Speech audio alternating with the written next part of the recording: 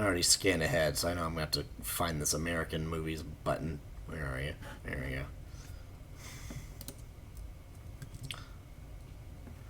go. Okay. Alright, so I know for a fact. Now, I'll talk about it later. Bride Wars. That one's a must see if you're getting married. At least I've been told it is. But yeah, if you're getting married, watch it. But, eh. Although I do really like Kate Hudson. For Dogs, My Bloody Valentine. Paul Blart Mall Cop is good, but it's better than it had any right to be. But it's not a must-see movie. Who's the girl in this one? I remember her being pretty good. Kill Shot, Possession, Outlander. New in Town. Oh, that was pretty funny. But, no. Ooh, Taken. Yeah, Taken is a must-see movie. People didn't expect it to be one, but it is. Coraline, also a must-see. Fanboys. Ooh, no, it's not a must-see. But it's really funny. Pink Panther 2. Forgot that happened. Push. That's what I recommend to a lot of people. I mean, Chris Evans and Dakota Fanning and Jimon Hansu. It's a fun movie, but it's weird because it actually kind of like steals the plot from Stephen King's Firestarter. It steals a lot from that, but it's based on a comic book. I don't know if they ever acknowledged him or if there was a lawsuit involved at any point, but it's a good movie. The International. I remember now. This one about the bank. It's fine. Anvil. The story of Anvil. All right, this is going to be the most off the rails that I go, I believe, in this entire endeavor. Fired Up is a must-see movie. If you don't remember what it is, it's this movie. It's about, I mean, teen sex comedy isn't even the right description. It's about two football players that decide to go to cheerleading camp because they realize that they will be the only straight guys there, and so it'll just be girls for days. And you hear that premise and you think, oh, this is like a bad National Lampoon teen sex comedy thing. But no, it is so much more than that. I saw it because I felt like I needed to as a Blockbuster employee. So if people asked me my opinion on it, I could give it to them. And I wound up recommending this movie to people constantly. And every time they came back to me and said, that was hilarious. It is so funny. It is so clever and witty, and the two leads in it have fantastic chemistry. And it's actually not as sexual as you would think that it would be. It mainly is about, like, it almost seems like the guys only make out with people. But oh man, it is hilarious. There are parts that I just quote all the time, and no one knows what I'm saying because no one else has seen this movie. But I have not made anyone watch this movie that they did not laugh out loud at least 3 times. And more people need to know about Fired Up because it is so funny. Moving on.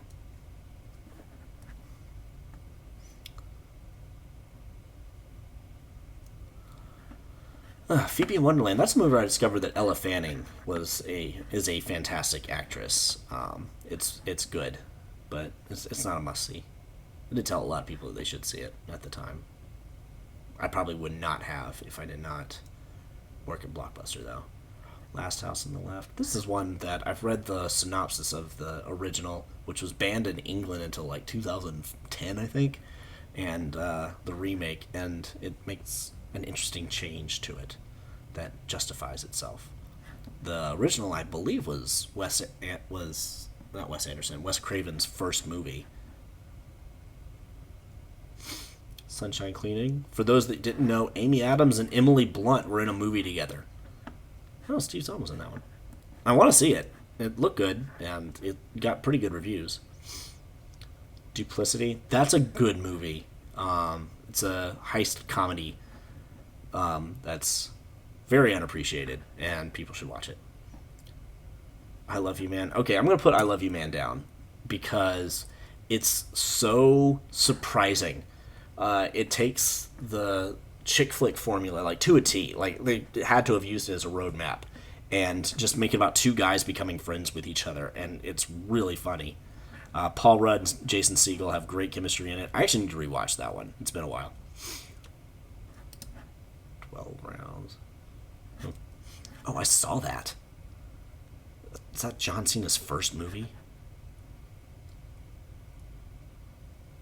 Huh. It was interesting. I mean, I didn't think that he was going to become as popular of an actor as he became. I thought he was quite horrible, actually. Adventureland, hated that movie. Really hated that movie. I know some people that did, but apparently I was the wrong age for it, and I hated that movie. Didn't we already go through this? Hannah Montana movie? Yep, that's a must-see. Nope. Just kidding. Observe and Report. That's another one of those rare movies that... That's one of those rare movies that all the funny parts were in the trailers, but they weren't actually funny in the movie.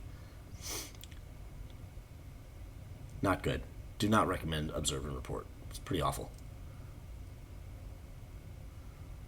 State of Play. That's a good movie. Ben Affleck and Rachel McAdams. As you can tell, I love Rachel McAdams. I think she's fantastic. She deserved more to do inside of Doctor Strange.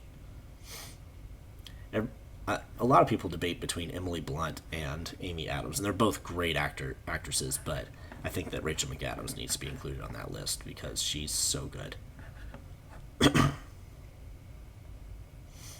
Frequently asked questions about time travel.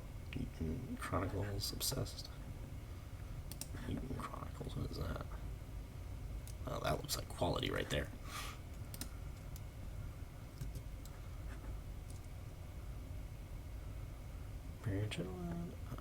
Oh gosh, definitely not. Julia. I feel like the title Julia has come up a couple of times here. Tilda Swinton. Ooh, film. Next Day Air. I actually saw that one. It was not good. Star Trek. Nope. I'm pretty sure that the first two are the only ones that are considered must-sees. Brothers Bloom. That one is a must-see. I know Rian Johnson is not popular right now due to the debacle that was episode 8, but Brothers Bloom is a good movie.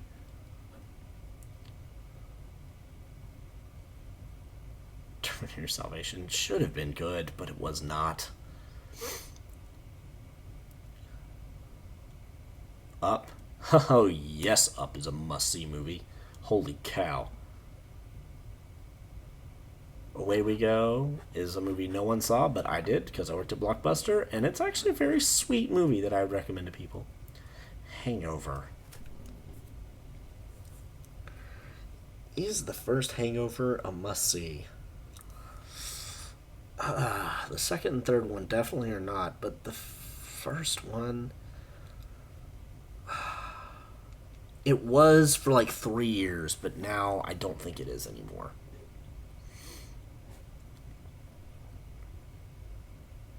Moon.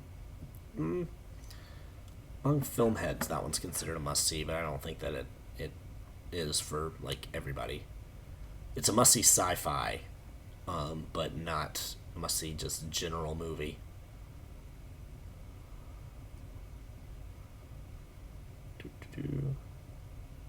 Just New York. Public Enemies. That's a movie I didn't actually finish. I was watching it for a while and nothing had happened yet. I've heard from a lot of people they consider it to be really good, but I just did not get... I just couldn't keep going. Also had to go to work and take it back. I Love You, Beth Cooper. That was directed by Chris Columbus. Good gosh. That movie was terrible. Half-Blood Prince. The movie where David Yates forgets how light switches work. Good gosh, that movie's so dark. In the Loop. Ugly Truth. Ooh, Adam. That's a pretty good movie. Not a must-see, but it's pretty good. Funny People. I hated that movie.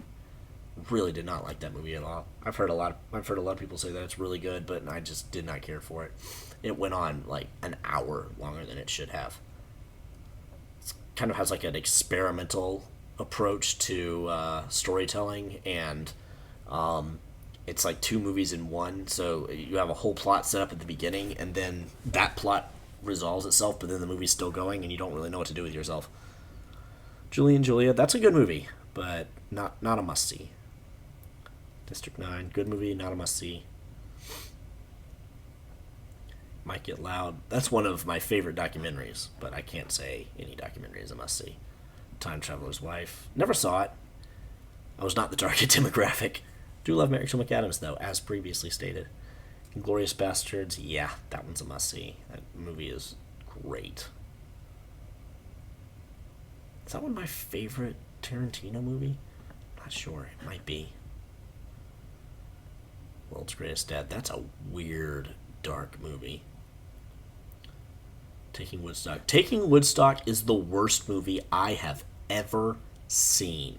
I hate that movie so much. Why is Paul Dano the third person listed? He has one scene. Oh gosh. How do you make a movie about Woodstock with Danny Elfman being the composer and it's a boring soundtrack? There are two songs inside of this movie about Woodstock. One of them was by Bob Dylan, who wasn't there, and the other one is by Judy Garland, who is definitely not there, and it's not Somewhere Over the Rainbow either. Oh man, it is a horrible movie. I despise that movie so much. I consider it one of the worst movies I've ever seen. I don't know if I stated that at the beginning, but it needed to be restated. Even if I did, I hate that movie. Ugh.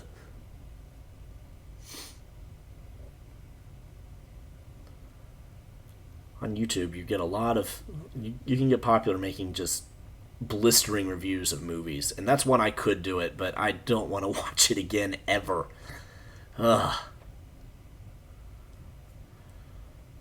I need a minute. Fortunately, nothing we're talking about has showed up yet.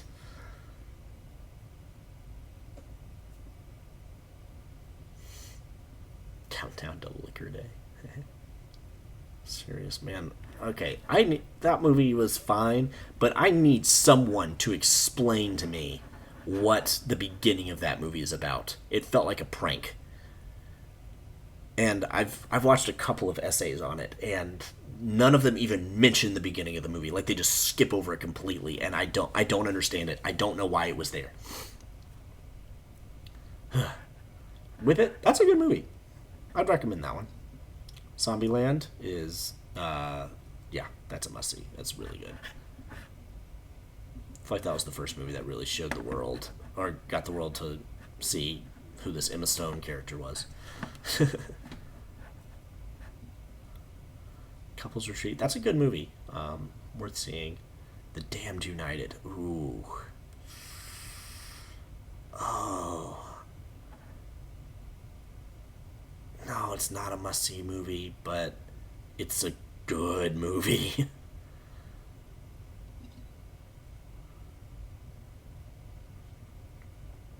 Janky Promoters. Law-abiding citizen. No. New York, I Love You. That's a good movie, but not a must-see. Man, I had a couple of friends that they thought that Where the Wild Things Are was just the greatest thing ever.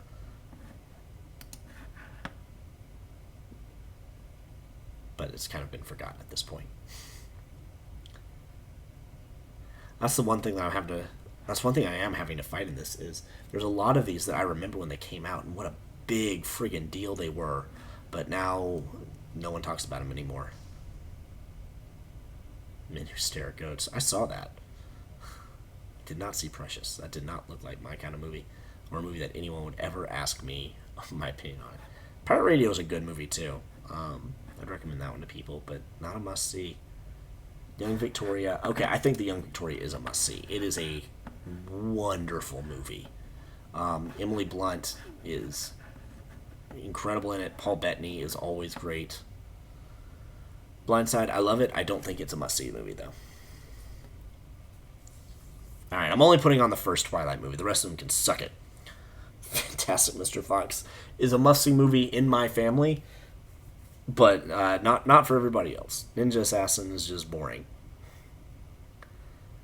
Huh.